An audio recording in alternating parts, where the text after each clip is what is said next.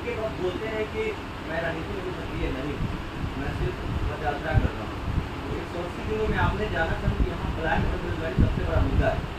आप तो बिहार जैसे गरीब राज्य में 300-400 करोड़ रुपए आप खर्च कर रहे हैं पद यात्रा। एक अनुमानता लोगों की बात है, ग्रामीण क्षेत्र में ऐसी बातें आ रही हैं, पर आपके समर्थन से 2-3 एमएलसी के प्रत्याशी भी आ गए हैं चुनाव उस पर कुछ बता जाने आप। देखिए, पहले तो आंकड़ों की बाजीगरी दैनिक जागरण को ज़्यादा है, क्योंकि आप लोग बहुत बड़े पत्रकार समूह से आते हैं, तो आपको 300-400 करोड़ तो आप ऐसे कह रहे हैं जैसे 3-4 रुपए की बात कर रहे हैं। 300-400 करोड़ रुपया कितना होता है, बिहार में बहुत कम लोग हैं जिनको उसका अंदाज़ा भी होगा कि 300 करोड़ रुपया होता कितना है। आपने कह दिया कि पदयात्रा पर 300-400 करोड़ रुपये खर्च हो रहे हैं।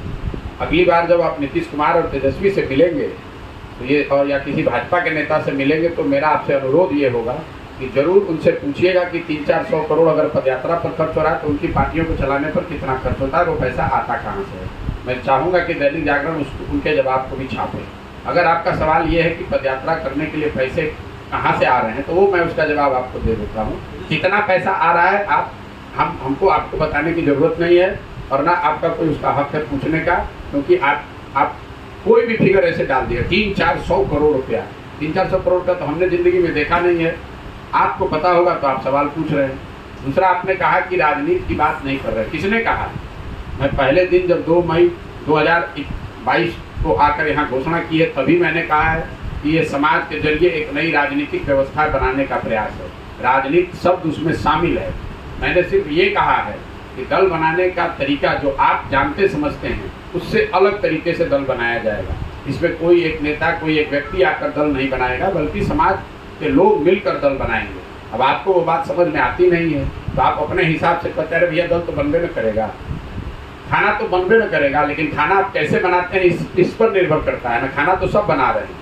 आपने कहा कि जन सुराज के समर्थन से एमएलसी प्रत्याशी आ गए। भैया यहाँ पर मैं रोज अपने मन से कहता हूँ कि बिहार तब सुधरेगा जब हजारों अच्छे लड़के वार्ड सदस्य जीत कर आएंगे, मुखिया सरपंच बन कर आएंगे। तो मुखिया सरपंच और वार्ड सदस्य तो किसी दल पर चुनाव नहीं लड़ते हैं, लेकिन जन सुराज की मुहिम ही यही है कि आप अगर पत्रकार हैं, कल आप सोचते हैं कि आप जिला परिषद बन के या मुखिया बनकर समाज की सेवा कर सकते हैं, तो आप लड़िए, जन सुराज आपकी मदद करेगा। ये कोई आप डिस्कवरी करके नहीं लाए हैं, आपकी खोजी पत्रकारिता का ये नतीजा नहीं है कि आप कोई ढूंढ कर लाए हैं सनसनीखेज खबर बनाने के लिए।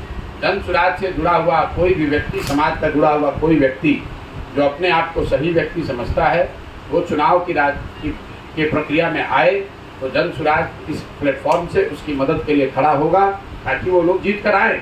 हम लोग ये मान कर चलते हैं कि बिहार जो राजनीति है वो विधायकों और विधायकों के लड़कों का प्रेरोगेटिव नहीं है। खाली विधायक और मंत्री का लड़का ही विधायक बनेगा, ऐसा आप समझते हैं। आप दैनिक जागरण के पत्रकार हैं। आपने लिखा कि भाजपा ने अभी जो अपना अध्यक्ष बनाया है, उनके पिताजी शकुनी चौधरी, ये पहले आरजेडी में थे, उसके बाद बेचारे नीतीश कुमार के सरकार में थे, उसके बाद मांझी जी के भी सरकार में थे। अब भाजपा का भी चेहरा उन्हीं के लड़के बनेंगे। अब पूरे बिहार में सिर्फ विधायक और विधायक के लड़के ही बचे हुए हैं। यही बात हम लोग रोज उठा रहे हैं कि लोग जिन आप समझते हैं कि आप परिवर्तन ला रहे हैं नेताओं को हरा के। मैं कह रहा हूँ कि नेता तो वही है, सिर्फ उसका दल और उसके झंडे का रंग बदला हुआ है। जो लोग पहले लालू जी के साथ थे वही उछलकर नीतीश कुमार के साथ आ गए, वही लोग उछलकर भाजपा में आ गए। तो उसमें नया क्या है? तो बिहार में नेताओं और नेताओं के परिवारों का जो राजनीति पर वर्चस्व है, एकाधिकार है, उसको तोड़ना जन सुराज का एक मुख्य उद्देश्य है। तो जो लोग भी जन सुराज के अभियान से जुड़े हुए हैं, वो एमएलसी लड़े, एमएलए लड़े, एमपी लड़े, विधायक मुखिया लड़े, हर जगह उनके साथ खड़े हैं। हम रोज गांव-गांव में जाकर कह रहे हैं कि आप चुनाव लड़ने की चिंता छोड़कर आइए, राजनीति में आइए, अपने बच्चों के लिए आइए, जन सुराज आपकी मदद करेगा। इसमें कॉन्ट्रडिक्शन क्या है? जिया हो बिहार के लाला, जिया तू 1000 साल।